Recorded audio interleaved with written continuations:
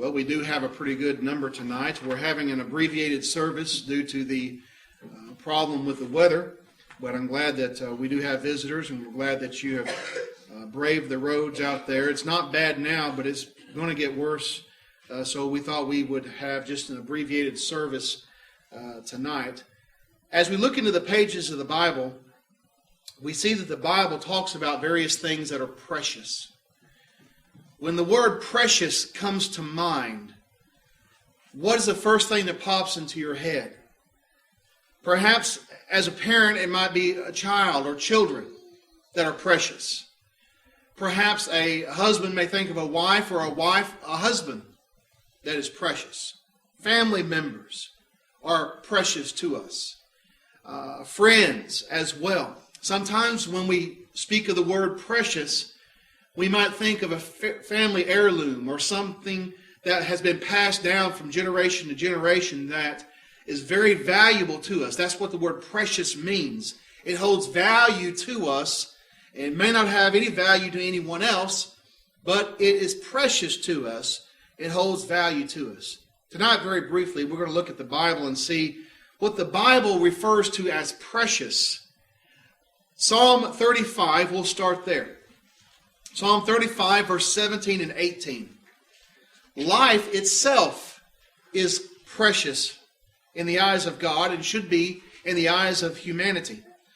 Psalm 35, verse 17 and 18, the psalmist said, "Lord, how long will you look on? Rescue me from their destruction, my precious life from the lions. I will give you thanks in the great assembly. I will praise you among many people." So the psalmist here is saying life is precious. My precious life, rescue it from my enemies. And as we consider the preciousness of life and we look at the big picture of how precious life is, that goes all the way into the concept of those who are unborn. Those unborn babies are precious, and they should be in our society. And oftentimes they are discarded as just a hindrance to a person's career. Abortion is used as birth control, or they want to experiment on the embryos for the benefit of those who are already sick. But we have to understand that life, biological life, physical life, is precious in the eyes of God. Psalm 36, verse 7 and 8. Psalm 36, verse 7 and 8. The psalmist says, "How precious is your loving kindness, O God." God's loving kindness is precious. He goes on to say, "Therefore the children of men put their trust under the shadow of your wings.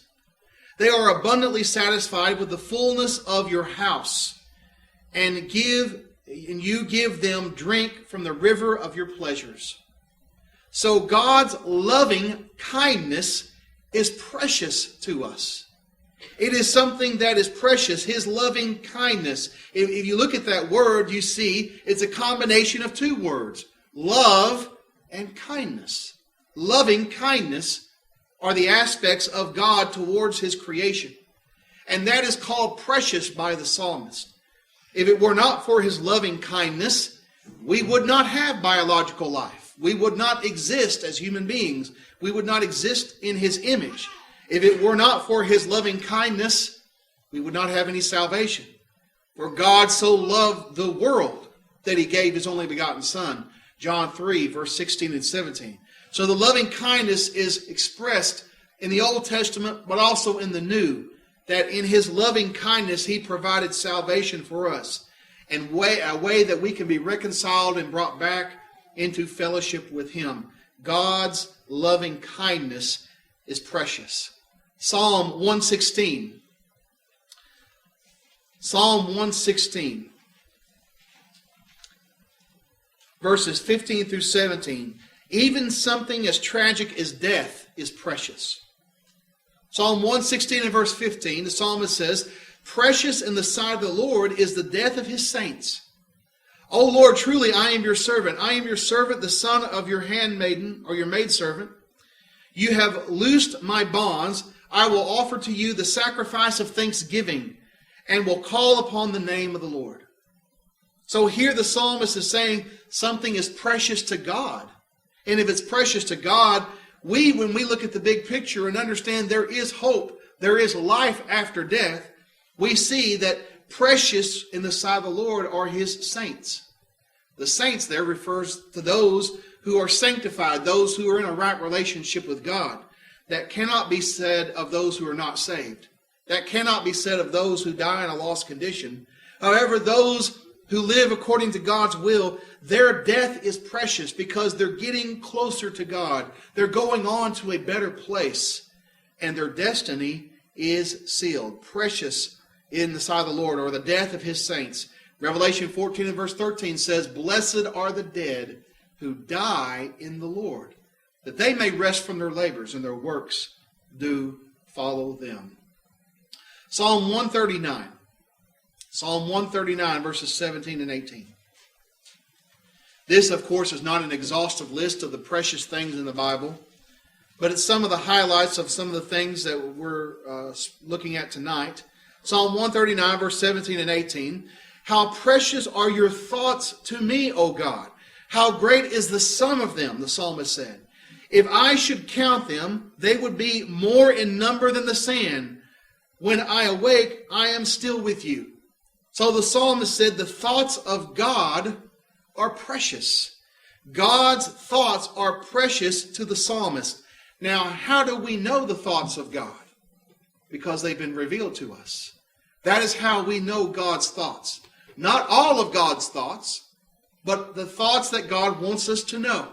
The things that we need to know. Deuteronomy 29:29 says there's some secret things that belong to the Lord. But that which is revealed are for us and to our descendants. So His thoughts are precious to us as we look at this precious book, the Holy Bible, and we look into the mind of God. And as the psalmist said, how great is the sum of them. That word sum means the totality, from beginning to end. So when we study a subject, we must look at something in the totality of the Scriptures, both Old and New Testament, and in the totality of the context in which it's found, because God's thoughts are precious. Proverbs chapter 3. As we look into God's thoughts and understand His will, we receive wisdom. We receive wisdom. And wisdom is depicted as precious here in Proverbs 3, 13 through 16. Wisdom here is personified as a woman. And it says here in verse 13, "Happy is the man who finds wisdom, and the man who gains understanding." How do you do that? Through God's word. Verse 14, For her proceeds are better than the profits of silver, and her gain than fine gold." Verse 15, "She is more precious than rubies, and all the things you may desire cannot be compared with her. Length of days is in her hand, and in her left hand riches and honor." So when you find wisdom, you find something that's more valuable than the treasures that are here on earth. Because when a person has the treasures that are here on earth, but they're not rich towards God, Jesus says that person is a fool.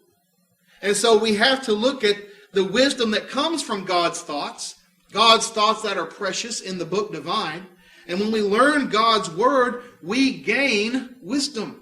Wisdom is the ability to use what we know, to understand God's will and to make application of it in our life. And wisdom is more precious than rubies, more precious than anything on earth.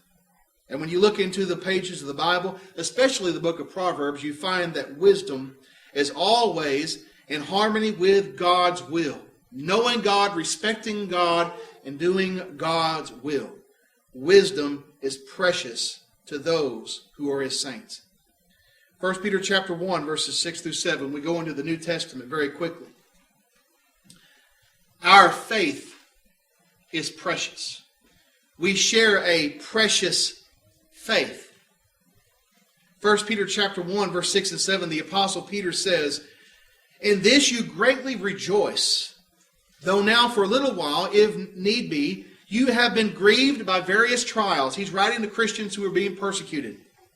And he says that the genuineness of your faith, being more precious than gold that perishes, though it is tested by fire, may be found to praise, honor, and glory at the revelation of Jesus Christ. So Peter says here that even though you're going through trials and tribulations, you're going through difficulty in your life, because you're a Christian, he says this is testing the genuineness of your faith. That genuine faith being more precious than gold that perishes. You see, that faith is eternal. That faith will take us into the next realm where nothing perishes. Only silver and gold are just for the here and now. But if we have the faith that pleases God, it's going to carry us over into eternal things, where rust does not corrupt, where thieves cannot break in and steal, where there's no corrosion, where all things are made new. And so our faith is precious, more precious than any treasure here upon the earth. Again, 1 Peter chapter 1, verse 18 and 19. Peter talks about something else that is precious. The blood of Jesus Christ. He says, knowing that you were not redeemed with corruptible things, like silver and gold from your aimless conduct received by the tradition of your fathers, but with the precious blood of Christ, as a lamb without blemish and without spot. Jesus Christ, the Lamb of God who takes away the sins of the world. Jesus Christ, that sacrifice for sin, His blood was shed, and that shedding of blood is precious for our spiritual well-being, so that we can be redeemed, purchased back, and be the saints of God, know the thoughts of God, have that faith that will carry us into the realm of the eternal. And so the blood of Jesus Christ is precious. You might have heard in the news how that there is a shortage in those who are giving blood due to the bad weather. It's hard for people to get out and to donate blood. In the physical realm, blood is essential. We have to have blood to survive. The life of the flesh is in the blood. The Bible tells us, and science confirms that. And so blood in the physical realm is essential for biological life. In the spiritual realm, the blood of Jesus is essential for our spiritual life. Without that shed blood that He gave at Mount Calvary, when He was crucified, without that blood, there is no forgiveness of sins. There is no salvation. So the blood of Jesus Christ, that spotless Lamb of God, is precious to Christians. And finally, 1 Peter chapter 2, verses 5 through 7. Jesus Christ Himself is precious. He Himself is precious. Verses 5 through 7. You also, as living stones, are being built upon a spiritual house, a royal priesthood, a holy priesthood, to offer up spiritual sacrifices acceptable to God through Jesus Christ. Therefore, it is also contained in Scripture, behold, I lay in Zion a chief cornerstone, elect, precious. Talking about Christ. And he who believes in Him will by no means be put to shame. Verse 7, therefore, to you who believe, He is precious.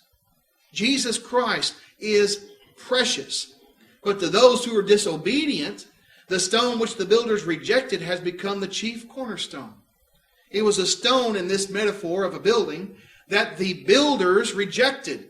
They rejected it. The Jewish people rejected Christ.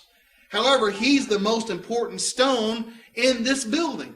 Without Him, there would not be a building. The cornerstone was very important. And so, in this imagery here, Jesus is very important in the scheme of things. Even though He has been disregarded by His own people, without Him, the scheme of redemption is incomplete. And there is no salvation. Jesus Christ is precious. And He shed His precious blood so that we might have a precious faith. So that those who die in the Lord might be precious in the eyes of God. Precious are the death of His saints. If there's anyone here tonight who's not a Christian, who has not obeyed the gospel, we urge you to make application of that precious blood to your life. Obey this precious Savior. Believe in Him. Confess that He is the Son of God. Repent of all your sins and be immersed in water, baptized into Christ for the forgiveness of your sins. And that precious blood will cleanse you from all guilt, and He will add you to His church. If you've done that and gone astray, repent and come back to Him. As always, the choice is yours while we stand and while we sing.